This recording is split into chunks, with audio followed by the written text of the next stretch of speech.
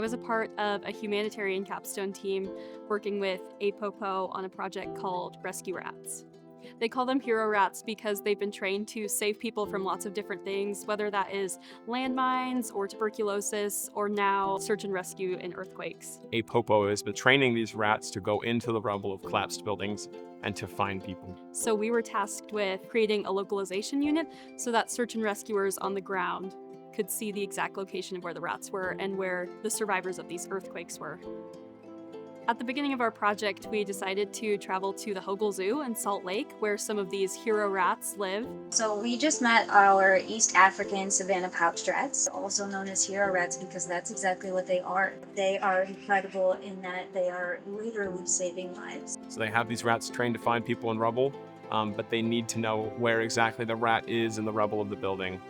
So what we do is we give them a little smart backpack with like a camera, a microphone, a couple other sensors, and a transmitter to basically act as the eyes and ears of the rescuers. It was very important to our sponsor that this locator be able to work in an environment where GPS isn't available. One of the main problems that they're overcoming is reinforced concrete. You really can't use anything like GPS or ultra wideband, which is what, iPhones use, because there's no way to get relays in there and there's no way to get your signal out. So the final effort of our project was focused on developing 3 potential solutions.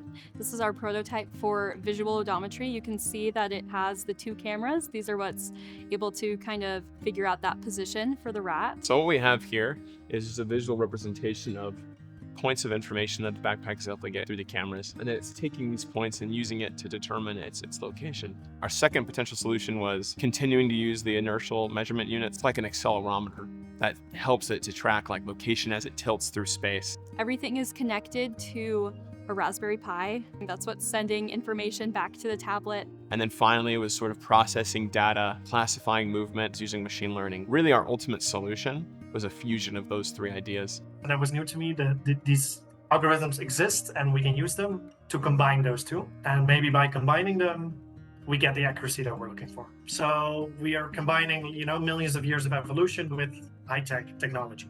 There's been lots of research into small trackers for GPS-denied environments. I am proud that we were able to advance this field even just a little bit.